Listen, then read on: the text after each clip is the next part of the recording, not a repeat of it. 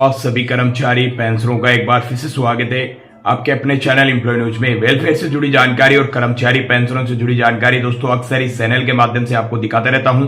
तो आज की जानकारी दोस्तों कर्मचारी और पेंशनरों के लिए बहुत ही बड़ी अपडेट आ चुकी है। अभी भारत सरकार ने 18 मार्च डीए एरर को लेकर एक अनाउंसमेंट किया है। क्या अनाउंसमेंट किया है दोस्तों, आपको बताऊंगा कि कर्मचारी और पेंशनरों को 18 मार्च डीए का भुगतान मिलेगा या नहीं मिलेगा। दोस्तों वित्त मंत्री निर्मला सीतारमण द्वारा एक महत्वपूर्ण अपडेट आ चुका है जो कर्मचारी और पेंशनरों के लिए जानना बहुत ही जरूरी है। साथ ही साथ दोस्तों इस पर्स की तरफ से एक बड़ी अपडेट आई है जिससे जिन कर्मचारी पेंशनरों की पेंशन अटकेगी वो पेंशन भोगी ये काम नहीं करे तो दोस्तों उनकी पेंशन अटक जाएगी। साथ ही साथ दोस्तों आपको बताऊंगा किन पेंशन भोगी की पेंशन बढ़ के मिलेगी दिसंबर माह की सैलरी पेंशन के साथ और कब तक आपके बैंक खाते में आएगी।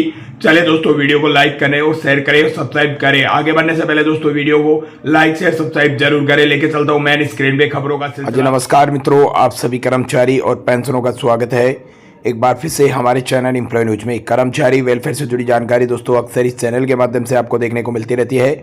तो दोस्तों आज की जो जानकारी है वो आपके लिए काफ़ी इंपॉर्टेंट होने वाली है क्योंकि 8वें सीपीसी अपडेट को लेकर बड़ी अपडेट आ चुकी है।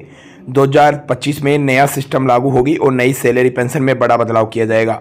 साथ ही साथ दोस्तों जानकारी आपको दूंगा चौथे, पांचवें, छठे वेतन, सातवें वेतन आयोग में रिटायर्ड पेंशन भोगी जल्दी देके पेंशन भोगी हुए कुछ लाखों के खातों में दोस्तों 2016 से पहले और पेंशनों वाले पेंशन भोगी जाने क्या है पेंशन में बड़ा बदलाव। पूरी अपडेट की जानकारी दोस्तों इस चैनल के माध्यम से आपको दी जाएगी। सबसे पहले रिक्वेस्ट करूंगा वीडियो को अपनी तरफ से एक लाइक कर दीजिए। चैनल पर नए हो तो चैनल को सब्सक्राइब अवश्य करें क्योंकि चैनल गवर्नमेंट कैंडिडेट कर्मचारी और पेंशनों के रिगार्डिंग सही जानकारी सही अपडेट आपके लिए लाता रहता है। तो दोस्तों आज 18 मार्च डीए एरर और केंद्र सरकार की तरफ से क्या बात हुई है 8वें वेतन आयोग को लेकर, चलिए दोस्तों आपके साथ चर्चा करेंगे। उससे पहले दोस्तों रिक्वेस्ट करूंगा वीडियो अपनी तरफ से लाइक, चैनल को सब्सक्राइब अवश्य कर ले। दोस्तों केंद्र सरकार के कर्मचारी और पेंशन भोगियों के लिए अच्छी खबर आ चुकी है कि प्रधानमंत्री नरेंद्र मोदी ने 8वें वेतन आयोग और 8वें कमीशन के बारे में एक महत्वपूर्ण घोषणा की है। उन्होंने कहा कि सरकार का एक नया सिस्टम लाने जा रही है जिसमें कर्मचारी की सैलरी और पेंशन में नियमित रूप से बढ़ोतरी होगी और इस सिस्टम के तहत कर्मचारी को हर 10 साल में नए वेतन आयोग का इंतजार नहीं करना पड़ेगा। इसके बजाय दोस्तों उनकी सैलरी और पेंशन में सही समय पे संचालित रूप से वृद्धि होगी और यह कदम महंगाई भत्ता और जीवन यापन की वृद्धि लागत को ध्यान में रखते हुए उठाया गया है। 8वें वेतन आयोग क्या है दोस्तों? 8वें वेतन आयोग केंद्र सरकार के कर्मचारी और पेंशन भोगियों के वेतन और अन्य भत्ते और पेंशन में संशोधन को लेकर गठित किया गया है। जाने एक प्रस्तावित आयोग है जिसमें हालांकि सरकार इसके बजाय नया सिस्टम लाने का फैसला किया गया है। अब दोस्तों आपको बता दूं नया वेतन और पेंशन सिस्टम की मुख्य विशेषता यह है कि भारत सरकार के संचालित वृद्धि नया सिस्टम वेतन और पेंशन में नियमित रूप से संचालित वृद्धि होगी। प्रदर्शन आधारित वेतन वृद्धि, कर्मचारी प्रदर्शन के आधार पर वेतन में बढ़ोतरी की जाएगी। महंगाई भत्ते से जुड़ाव, वेतन और पेंशन में वृद्धि महंगाई भत्ते दर से जुड़ेगी और नियमित सीमांकता हर साल या 2 साल में वेतन और पेंशन की सीमांक से की जाएगी। न्यूनतम वेतन में वृद्धि, न्यूनतम वेतन 18,000 से बढ़कर 51,480 होने की संभावना यहाँ पे बताई हुई है। अब दोस्तों नया सिस्टम का क्या प्रभावी है और क्या कर्मचारी को प्रभाव पड़ेगा ये भी दोस्तों आपको बता देते हैं। बेहतर आर्थिक स्थिति, नियमित वेतन वृद्धि में कर्मचारी की आर्थिक स्थिति में सुधार होगा। प्रोसेसिंग प्रदर्शन आधारित वेतन में वृद्धि, कर्मचारी के बेहतर काम करने का प्रोत्साहन मिलेगा।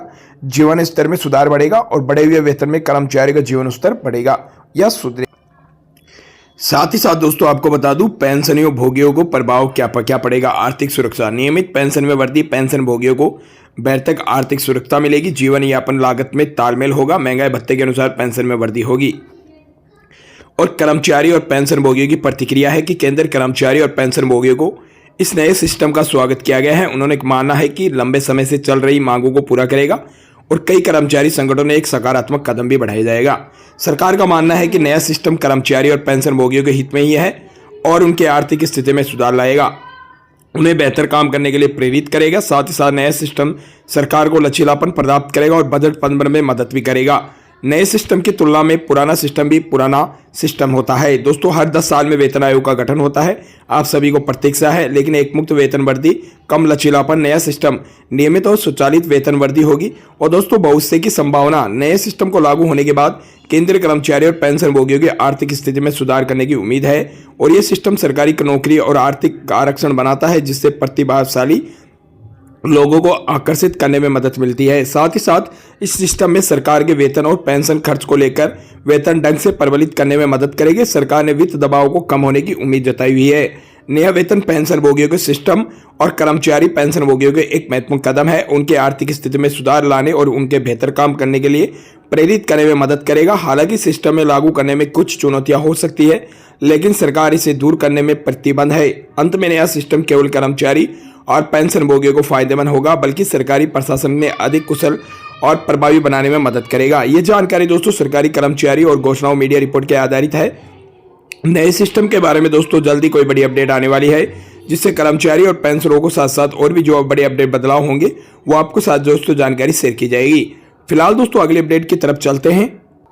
वो दोस्तों यहाँ पे आपको बता दूं, भारत सरकार के जितने भी कर्मचारी पेंशन भोगी हैं उनकी पेंशनी प्रणाली में इतिहास पुराना है कि सही समय के साथ कई बड़े बदलाव हुए हैं जो पेंशन भोगियों के जीवन का गहरा प्रभाव डालते हैं। खासकर दोस्तों 1986 में, 1996 में, 2006 में और 2016 के पहले बाद में जितनी भी पेंशन योजना में सुधार के बदलाव किए गए हैं उन बदलावों को उद्देश्य से पेंशन भोगियों को बेहतर वित्तीय सुरक्षा प्रदान करता है, लेकिन उन सुधारों के कई बार भ्रम और असमंजस भी पैदा किया है। इस वीडियो के माध्यम से दोस्तों आपको बताऊंगा कि 2016 से पहले बाद की पेंशन योजनाओं में क्या बदलाव हुए हैं, साथ ही साथ ये समझौते हुए हैं कि बदलाव और पेंशन भोगियों पर क्या क्या असर पड़ा है, और आपके परिवार पर कोई सदस्य सरकारी पेंशन योजना का लाभ ले रहा है तो ये जानकारी आपके लिए बहुत ही महत्वपूर्ण होने वाली है।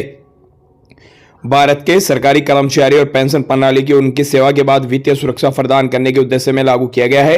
यह प्रणाली मुख्य रूप से पुरानी पेंशन योजना ओपीएस को नई पेंशन योजना एनपीएस पर आधारित है। समय समय पर सरकार ने सुधार किए गए ताकि इसे अधिक प्रभावी और पारदर्शी बनाया जा सके।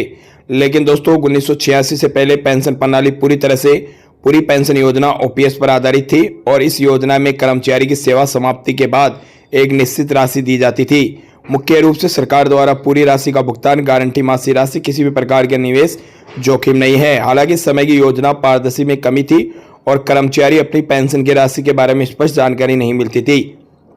पहला बड़ा सुधार 1986 में चौथे वेतन आयोग की सिफारिश के बाद पेंशन प्रणाली में कुछ बड़े बदलाव किए गए हैं।